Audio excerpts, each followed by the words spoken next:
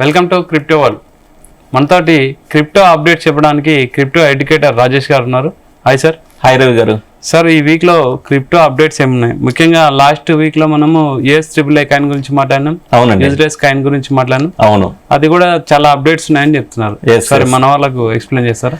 So Ravi గారు, మనం పోయినసారి వీడియోలో USAAA చార్ట్ అంటే లాంచ్ అవ్వలేదు. ఇప్పుడు లాంచ్ అయిన తర్వాత ఎలా ఉంటుందో డిస్కస్ చేద్దాం అనుకున్నాం. చాలా ప్రాజెక్టులు లాంచ్ అయిన తర్వాత కొలాప్స్ అయిపోతాయి. ఓకే, అంటే అప్పుడు దాకా బాగా పర్ఫామ్ చేసి మేము ఇచ్చేస్తాం అని లాంచ్ అయిన తర్వాత చార్ట్ డంప్ అయింది అనమాట.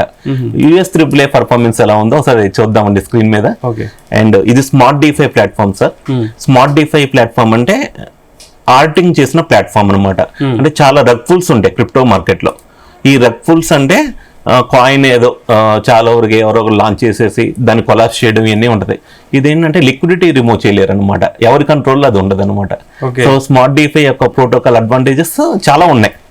సరే, మీరు చూస్తే రవి గారు, ఈ స్మార్ట్ డిఫై టాప్ గెయినర్స్ లో USAAA ప్రాజెక్ట్ ఉందండి.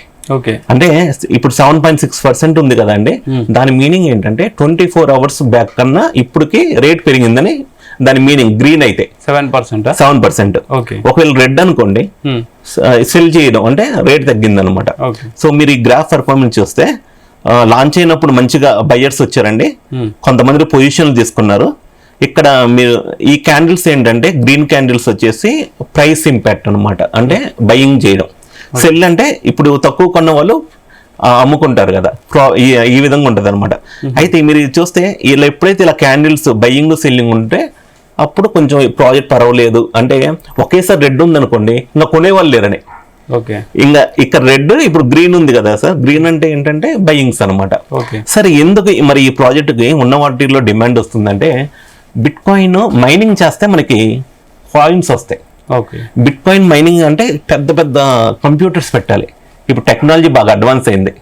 ఇప్పుడు ఏం చేస్తున్నారంటే టెక్నాలజీ పరంగా, ఇప్పుడు USA మీరు 1 million హోల్డ్ చేసుకున్నారు అనుకోండి కాయిన్స్, మీరు జస్ట్ యాజ్ ఎ రివార్డ్ కింద హోల్డింగ్ చేసినందుకు మీకు డైలీ క్లెయిమ్ చేసుకోవచ్చు అనమాట. అంటే ఇప్పుడు మైనింగ్ చేస్తే చాలా అదంతా పవర్ కన్జంప్షన్ ఇదంతా ఉంటది కదండి. ఇది జస్ట్ మన వాలెట్ లో హోల్డ్ చేసుకున్నందుకు మనకు వచ్చే రివార్డ్ అనమాట. అంటే USAAA కాయిన్ బై చేయాలంటే ఎలా సార్? ఎస్, ఈ స్మార్ట్ డిఫై ప్లాట్ఫామ్ నుంచి కూడా బై చేయొచ్చు. మంది కాయిన్ DCX FIU రిజిస్టర్డ్ అండి. అక్కడ కాంట్రాక్ట్ అడ్రస్ ఈ 200 ఉంది కదా సార్, ఇది చెక్ చేసుకుని అక్కడ Web3 వాలెట్ లోకి వెళ్ళి బై చేయొచ్చు. అండ్ ఇంకొకటి ఏంటంటే, ఇప్పుడు ఏదైనా మరి సెల్ చేసిన తర్వాత ఎందుకు పెరుగుతుందంటే దానికి ఒక మెయిన్ యూటిలిటీ అనేది ఉంటుందండి. వీళ్ళు యూటిలిటీ ఏం తెచ్చారంటే, ఎవరికైతే 1 million హోల్డ్ చేసుకుంటారో కాయిన్స్, వాళ్ళకి డైలీ 1000 కాయిన్స్ టెలిగ్రామ్ యాప్ ద్వారా క్లెయిమ్ చేసుకోవచ్చు అనమాట. ఎప్పుడైతే ఈ విధంగా యూజర్స్ ని అంటే ఏదో ఒక బెనిఫిట్ ఇస్తారో ఆ ప్రాజెక్ట్ లాంగ్ రన్ లో ఎక్కువ అవడానికి కూడా ఛాన్సులు ఉంటుంది అనమాట. అండ్ ఇంకో గుడ్ న్యూస్ ఉందండి, ఇది చెప్పండి. చాలా మందికి ఈ ఫీల్డ్ గురించి నేర్చుకోవాలని ఉంటది. Web3 గురించి, ఈ క్రిప్టో అంటే ఇట్స్ పార్ట్ ఆఫ్ Web3 అనమాట. ఇది నేర్చుకుంటే ఏంటంటే వీళ్ళు అందరికి యాక్సెస్ ఇవ్వాలి లెర్నింగ్ పోర్టల్ కి. ఈ కాన్సెప్ట్ వచ్చేసి లెర్న్ టు ఎర్న్ అనమాట. నేర్చుకుంటూ సంపాదించుకోండి అని. అంటే ఇప్పుడు 1 million హోల్డర్స్ ఆ పోర్టల్కి వెళ్ళి వాళ్ళు ఎన్ని క్వశ్చన్స్ రైట్ చేస్తారో అన్ని 1000 కాయిన్స్ వస్తాయి అనమాట. అది లెర్నింగ్ పోర్టల్ అనేది రెడీ అయింది. ఎప్పుడైనా ఏదో ఒక కాన్సెప్ట్ తోనే వస్తుంది. ఏదో అంటే మీమ్ కాయిన్స్ అంటారండి కొన్ని, వాటికి ఏ పర్పస్ ఉండవు. ఇలాంటి ఇప్పుడు మనం ఏదైతే స్టడీ చేసి ఇవన్నీ చెబుతున్నామో ఇవి ఏదో ఒక కాన్సెప్ట్ వస్తే, ఈ కాన్సెప్ట్ ఎక్కువ మంది రీచ్ అయ్యారనుకోండి, వెళ్ళి ఇన్వెస్టర్స్ ఎవరున్నారో వాళ్ళందరికీ డెవలప్ అవ్వడానికి కూడా చాలా ఛాన్స్ ఉంటుంది. ప్రాజెక్ట్ తో పాటు వాళ్ళ పోర్ట్ఫోలియో వాల్యూ కూడా పెరుగుతాయి అనమాట. ఓకే, అంటే ఓన్లీ మనం లర్న్ చేయడం, లెర్నింగ్ అండ్ ఎర్నింగ్ అనమాట. L2E అంటారు దీన్ని. ఓకే, అంటే ఇట్లా USAAA కాయిన్ ఫీచర్ ఎలా ఉంది సార్?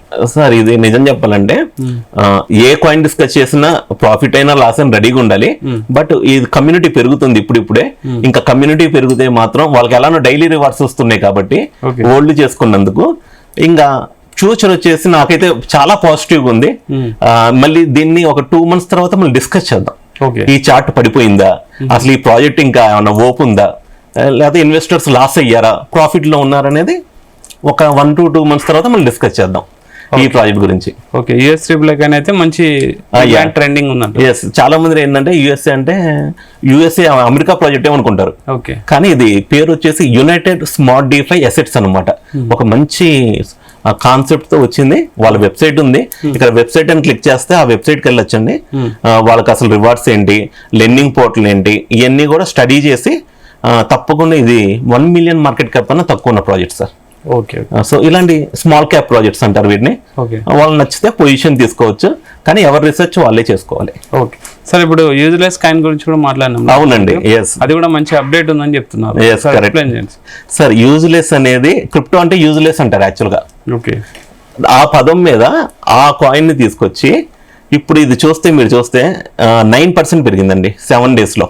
వన్ డేలో 7 days లో చూస్తే 10% ఉంది, 1 month లో చూస్తే 200% పెరిగింది. సో ఎందుకు పెరిగిందంటే ఎప్పుడైనా ఒక బాంక్ ఎకో సిస్టమ్ అని ఈ కాయిన్ లాంచ్ అయిందండి. బాంక్ అనేది 1 బిలియన్ మార్కెట్ క్యాప్ ఉన్న ప్రాజెక్ట్ అనమాట.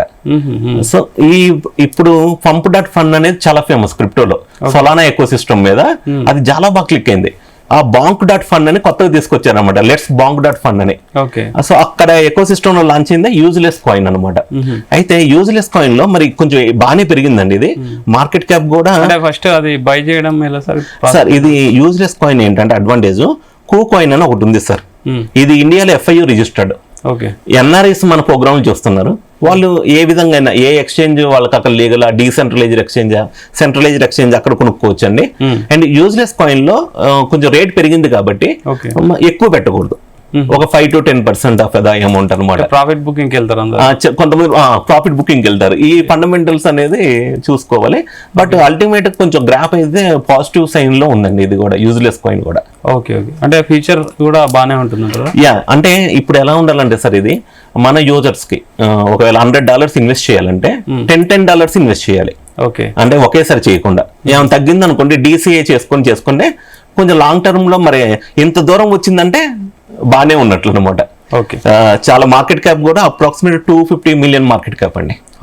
నేను చార్ట్ గురించి డిస్కస్ చేద్దాం ఉన్నప్పుడు ఆ రోజు మార్కెట్ క్యాప్ వచ్చేసి 200 అనమాట. సో అప్పటికిప్పుడు పెరిగింది. లాస్ట్ మనం మాట్లాడిన లాస్ట్ వీక్ ఇప్పటికి ఎంత పెరిగింది సార్? 12% to 15% పెరిగిందండి.